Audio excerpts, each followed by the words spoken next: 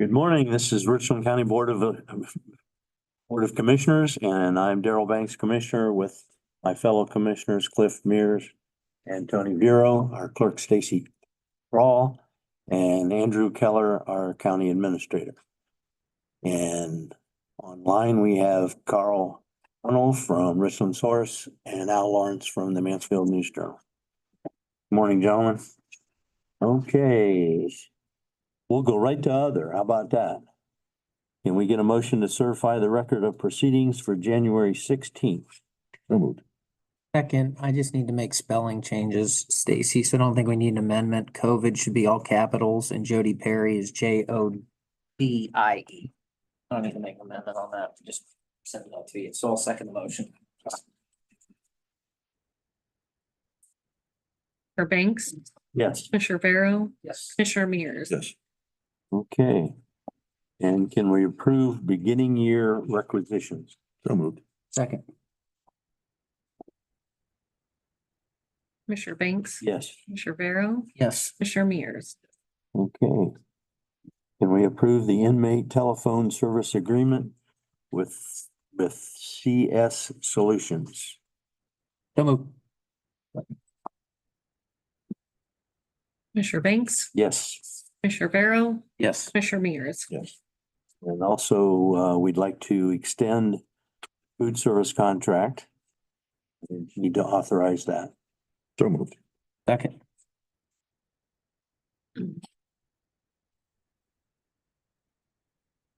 Commissioner Banks, Yes. Commissioner Barrow, Yes. Commissioner Mears. Yes.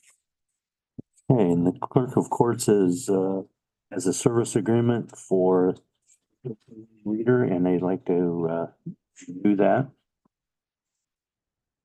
Get a motion to do that. Second. Commissioner Banks, Yes. Barrow, Yes. Commissioner Mears. Yes. Okay, and we have a request for a Richland County Division of Water, wastewater employee for 3 days be off unpaid. So moved. Second.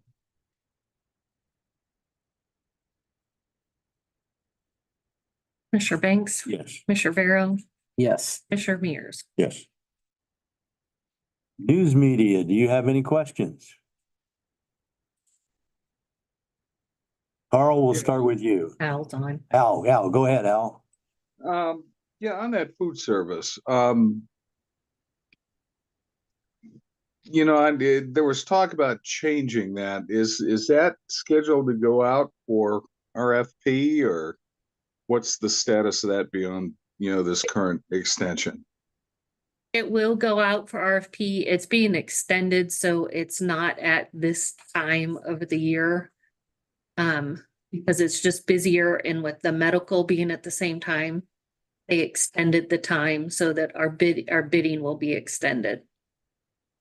Okay, that answers my question. Thank you.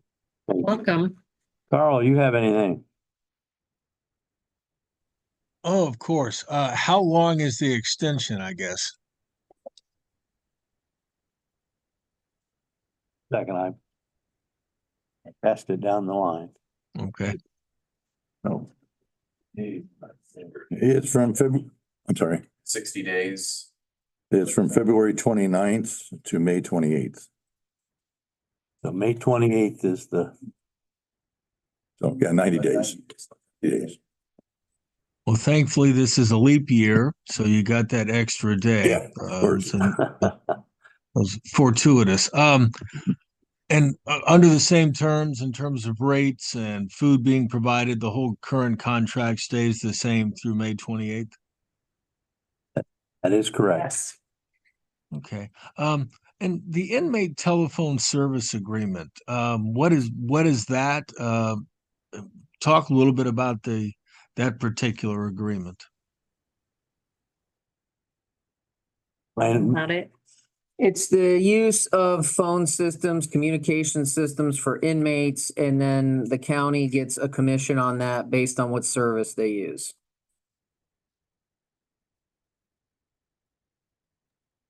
And I guess when it says inmate telephone service agreement, what sorts of, I mean, is this strictly for when they use the phone in the jail, or is this also for the iPhones? Is this It's in your, for it's in emails? your exhibit D. Go ahead, Daryl. It's in the exhibit in the back. I passed Feel it free out, to- but it's just it's for them to use the phone. Hold on. Daryl just passed it on. Give me a second. Passed it down already. Tony's. Here it is, Carl. That's yesterday.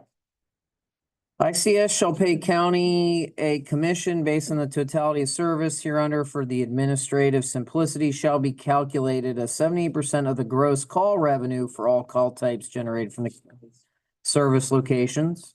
ICS shall also pay the county a commission of 50% for any service fees collected with respect to video visitation services and 20% of any service fees collected on the tablet entertainment, streaming, video messaging, and voice messaging services. And this involves no cost to the county, as I understand. Correct. And how much revenue are we talking about? What did that revenue or that ICS contract generate in 2023? You get with Captain Blanc on that? I certainly can. All right. Just real quick, Daryl, are you going to be in your office for a minute after the meeting? I had a question on an unrelated matter I wanted to ask you about. Won't take Sure. more than a couple minutes. I'll be. Carl, ICS is a new vendor, actually. The jail switched to ICS with this agreement. Oh, who was the previous vendor? I'm gonna say Securus. Let me, I can check that right here, though. If you could, if someone could email us a copy of that particular agreement or whatever you can from that agreement, I don't know if there's Stacy's issues. shaking. Stacy's shaking her head that she'll take care of that. Thank you very Yes. much. The Securus agreement is expiring next month. And jail used Securus for quite a number of years. All right. Well, I will get with Captain Blanc and ask him why the switch. Is ICS paying more than the previous vendor, or do you know? I don't believe the commission was the reason for the switch. I think Captain Blunt determined that he wanted to change vendors for other reasons, but I'll defer to the captain on that. Okay. Well, thank you very much. I have some other actually. Okay, we have some other. Tony, what's your other? Since they were able to switch Munis over for 2024, I was looking at some benefit costs comparing 2023 to 2022. I have some information that I think would be a little bit of good and bad, actually. So if you look at benefits costs and items related to what we would call fringe benefits, we actually had about 2.74% more enrollees. We're talking general fund, that is, guys. So enrollment was up about 3%. If you look at what we spent on health insurance premiums on the general fund side, it was $4.1 million. This is 7% more than 2022. You recall, we knew premiums were increasing 6.5%. With the increased enrollees, that would probably be the reason why it was a little more than 6.5%, but we were right on target as to what the premium increase from SEPCO was. Our total payroll percentage we paid about $20.5 million in general fund payroll. This was about 53.62% of the general fund expenses. Last year, it was about 53.12%. So that's good, that we're pretty much staying on par with what we have been. You say that was 52.5? It was 53.62 for 2023 as compared to 53.12. Okay. That's about a 4.29% increase on the salary side. If you recall, we budgeted anywhere from 3 to 4%. So we were at that 4% mark. If you look at our health insurance premiums with respect to expenses, was a little more than 10%. So overall, as it's no different than government and the private sector, health insurance premiums and payroll accounted for 64.4% of our expenses. Believe it or not, this is a little bit up, but we're still right about last year. We were at 63.5%. So we're still at that about 64% mark for payroll and benefits. So I actually took that as a little bit of a good news. We knew health insurance premiums are going up. They went up in line with what we thought. But if you look at the overall percentages, even though health insurance premiums went up, we stayed in line with last year. So a little bit of good news. Benefits or health insurance and payroll should be your largest expenses. So just kind of, I always take a look at our benefit costs every month, and then I do an end of the year review. And I was able to do that this morning. So not bad. A little bit of good news. Means not, it's expensive, 4.1 million in health insurance premiums, but we stayed in line with where we were at last year. Good to know. Thank you for reporting on that. Sir. Anything else?